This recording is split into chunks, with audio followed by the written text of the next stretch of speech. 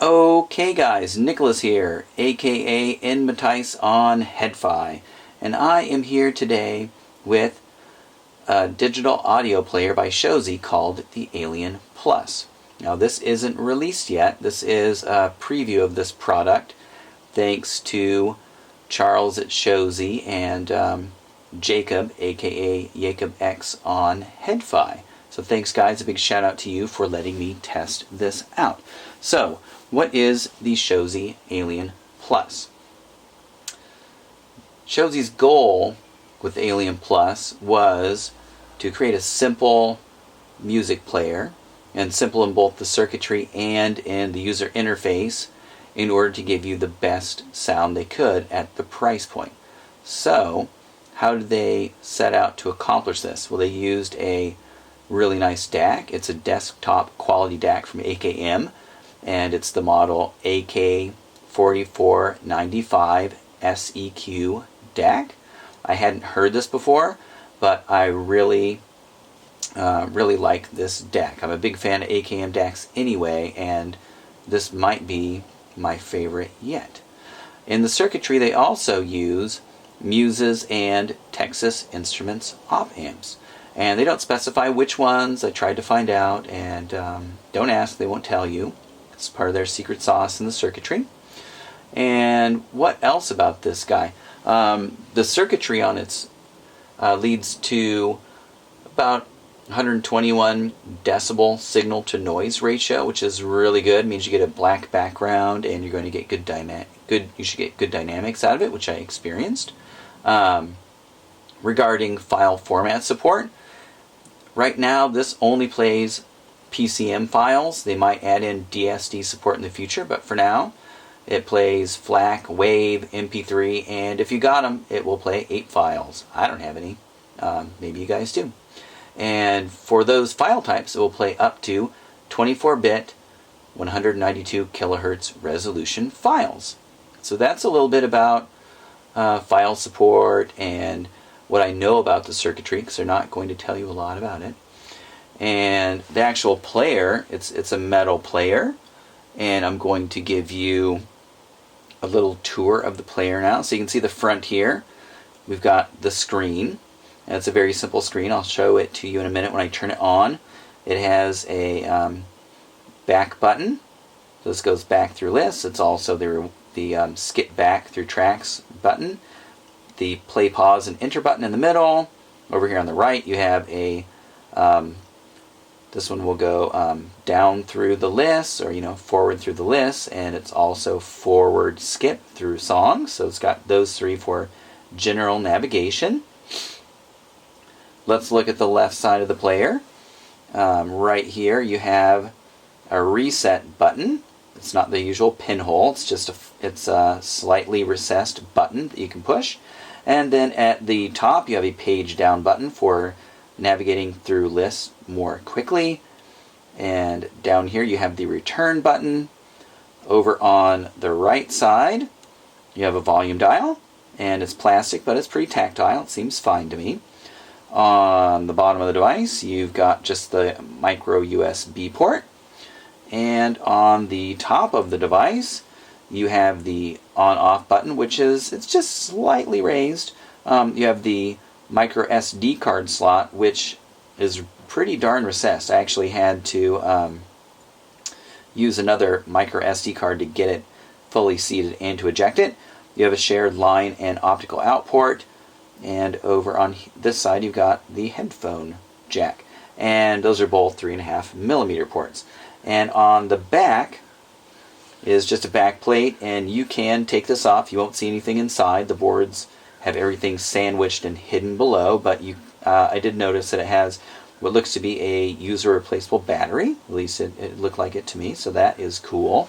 Alright, so I got a fingerprint on it. I'm going to turn it on and show you guys what the graphical user interface looks like. So here we go, and I'll push the button. There we go. It boots up very quickly. Hopefully you guys can see that. Let me actually check my screen here. Yeah, it looks like you guys can at least see something there. So what what do you have here?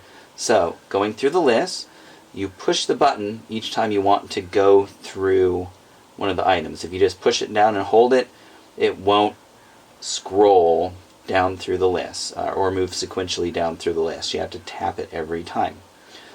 Same thing with the back button. You have to tap it every time.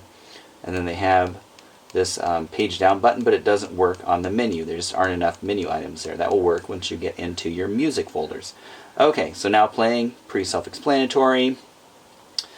Playlist, which I don't use. Folder view. So hit enter, you go into folder view, and then inside the folders you can click on a folder, and you can see here are a bunch of MP3 files. Again, you can just navigate up and down through them with these buttons, and once again you can't hold it down to just move rapidly through the list, so that is what the page down button is for. There we go, it wraps around too, so I can quickly get through lists. Great. And then I would push this bottom button in the recess on the left to move back up to the main screen. Great. Setup, random play, repeat play, backlight time, brightness, language, reset all your settings, initialize your media library so it adds everything into its database. Gain is interesting because you get 4 gain settings, a minimum for very sensitive, say sensitive in-ear monitors, low, I'm using that a lot, mid, and then high if you have high impedance or or low sensitivity, say earbuds or headphones. Okay, so let's go back, and I was almost through the list, so I'll just go back up through it because we do have wraparound. DAC filters, so they do have 4 of the filters you can enable for the AKM 4495 SEQ DAC. I'm not sure if there are more, but you can at least choose those 4. I know Shozy is particular about the sound in their DAC, so they might have just chosen the 4 that they like the best and rolled with those. Okay. And the last item is about, we don't really need to worry about that. So let's go down to, let's back out and go to folder view, and we'll show you what it looks like if you actually go in and play a song. So let's choose a song. It's playing now. It tells us that we have low gain setting at the top, that we're playing. We can see the icon, the time is revving up. Here's how much time you actually have in the song, or the song length, battery icon, and then you get the file name at the top, the folder that it's in, what the resolution is. So here it's 1644, and some number here, I don't know what that is because I have way more songs than that, and I'm totally confused by why it says 95 out of 99 when it is the first song of the first folder. So that seems a bit wonky. This is beta firmware, so not everything is going to be fully functional yet, so keep that in mind. So that is a basic tour of the Shozy Alien Plus. I may as well just shut it down now to conserve the battery life, and pop, there it goes. Again, boots up quickly, shuts down quickly. You can navigate through it quickly. There just aren't many frills there to slow you down as you're navigating through the user interface. Is this for everybody? No, it's not for everybody. It doesn't have Bluetooth, it doesn't have Wi-Fi, it doesn't have apps, doesn't have an Android user interface, doesn't have a touch screen. They're going to add in a USB DAC feature later, but it doesn't have it now. It doesn't play DSD. But for what it is, which is a very simple digital audio player that tries to have the best sound quality possible for the price point, I am really digging it. I think it sounds fantastic. It has nice black background. It has a very dynamic, powerful sound. I'm really enjoying it, and the soundstage on it is some of the best soundstage that I've heard in a DAP that's not an airy DAP. It's not a thin sounding DAP. It is a full sounding DAP, but it has a great soundstage. I think its sound punches above its price point. So hopefully I've piqued your interest in this, and if you want to check it out, you can go to shozy-hk.com and go to their Alien Plus page. I'll have a link to that in the notes for this video. You can go to that page, you can check out the specs, you can check out their type copy on it, and if you want, you can sign up for a pre-order, and they have it right now on pre-order for $435. I don't know what the final price will be, but if you're looking for a DAP with screen navigation to make it easier on you, but you don't want, but let's say you want a screen, you want it to be easy to navigate, but you also want great sound quality for the price point, this is a fantastic digital audio player. Okay, I am going to wrap with that. Thank you for listening, and I will be back in the near future with a few more videos. I've got in some, or I'm gathering things up for an Indonesian earbud deathmatch. I also have another digital audio player in, and some in-ear monitors in. One thing I'll just leave you with, which I forgot to do, and I should have done this earlier, is a size comparison.